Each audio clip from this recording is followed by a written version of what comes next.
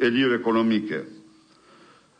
Ne kemi patur në tënë dhe kemi ngritjen e një bankë zhvillimi. Natyrisht kjo bankë zhvillimi do të ngrihet në bashkëpunim me institucione financiare ndërkombëtare, në mënyrë që të ketë të gjitha garancitë dhe shteti shqiptar të marrë përsipër garancirat, marrë përsipër kreditat, marrë përsipër mbështetjet e leverdishme financiare për biznesin shqiptar. Ju shtruat disa çështje shumë serioze. Dhe unë po ndalem në njërin prej tyre, çështja e gjykatës administrative. Çfarë ndodh sot? Ajo që ju psoni, dhe unë e kam thënë me 10 herë, ne nga kjo që psoi drejtësia mas reforme, ne humbasim miliarda euro të ngrira, të bllokuara në çështjet civile, midis jush, midis shtet, në tërësi, domethënë. Dhe unë sot nuk di një investitor serios të huaj që të marrë mundimin të vi në këtë vend ku ka zero siguri juridike, sepse s'ka proces. Se në qoftë se ti thua do presish 10 vjet, ai nuk është proces. Ty të shmohuet drejta një procesi ligjor. Por unë kërkoj që të ngrini zërin. Ta ngrini zërin për këtë. Pse? Ku jemi ne sot? Kjo sa interesant është.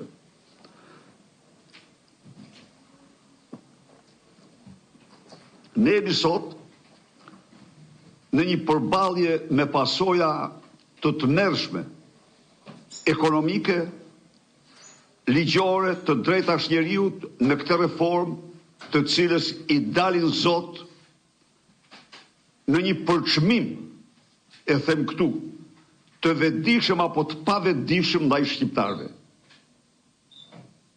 Pse e them këtë? Sot, për çështjet civile, duhet presish 10 vjet, 15 vjet. Dhe kjo nuk po vjen duke u paksuar, se u ndjek me shumë interes. Ishin 130.000 dosje të dashur miq, tani janë 150.000 dosje. Dhe po të pyesish, reforma, çfarë reforme? Reformë që u mohon shqiptarëve të drejtën e procesit ligjor. Po dënohen zyrtar, miq. Por zyrtar, marrni një statistikë, ju lutem. Kina komuniste dënon më shumë se çdo vend tjetër dhe dënimet më të rrepta se çdo vend tjetër për korrupsion. Por dënon dhe politikisht Kina. Ndaj dhe quhet diktaturë komuniste. Po, u them unë, Kina e lufton korrupsionin me masa drakoniane, me ekzekutime. Po Kina dënon, po këta prokuror dënojnë politikisht. Pse sjell këtë shembull unë? E sjell këtë shembull se shqiptarët kanë nevojë urgjente për një reformë në Komisionin e Venecias, për një rireformim të këtij sistemi. Sepse çfarë po ndodh? Ky Ortek po bëhet gjithnjë më i madh, dosjet po bëhen gjithnjë më të mëdha. Biznesmen, qytetarët nuk marrin drejtësi civile, nuk marrin të drejtat e tyre. Nuk është problemi këtu. I thash dhe njerë, u jap shembull e Kinës. Kina është më e ashpra në dënimet për korrupsion. Po puna është se Kina jep dhe dënime politike. Dhe e vërteta është që ka një klim biznesi të pakrahasueshme. Sepse nuk pret kush 10 vite për të marrë për një biznesmen në 10 vite falimenton ose pra është një çështje që ju duhet të ngrini zërin tuaj. Në qoftë se ne ngrem zërin ton, sigurisht ne ngrem se ne politik apo jo. Ne ngrem sepse ne nuk mund të pranojmë një drejtësi politike. Por ju si biznes, qytetar si qytetar, duhet të ngrenë çështjen se atyre u mungon procesi ligjor që është një drejt më themelore e tyre. Prandaj dhe këtu duhet një partneritet i përbashkët, të themi gjëra si janë. Dakord, u dënuan disa ish zyrtar, po kjo nuk justifikon të presi një popull. të presh një popull i tërë për një proces 10 vite, 15 vite. Jemi këtu, edhe s'ka si të mos 62% e të paraburgosurve në Shqipëri janë të paraburgosur për definicion të pafajshëm, të padenuar. E di si çfarë vendi u bëm ne? Kape dhe fute. Sepse s'ka gjykas për ta shqyrtuar, se s'ka prokuror për ndjek dosjet. Porti i Durrësit, mos e pyet. Porti i Durrësit ka vetëm një funksion, të mos kapet as 1 kilogram drogë.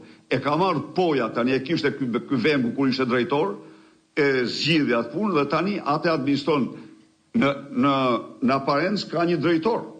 Në aparencë ka një drejtor. Në fakt, drejtori vërtet është poja, ky Kababanda e Durrësit, tani më i fuqishëm, apo Troplini, apo se si e ka atë mbiemrin.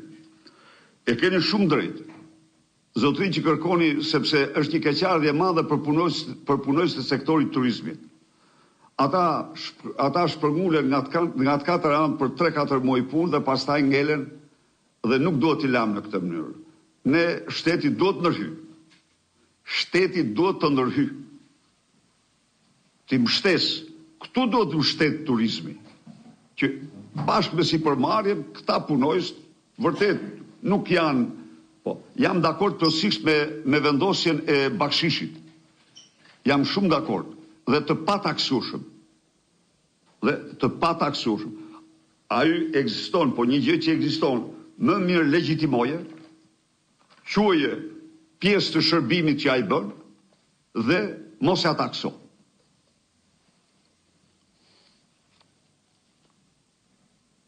Do të kalojmë ligjin e sponsorizimeve.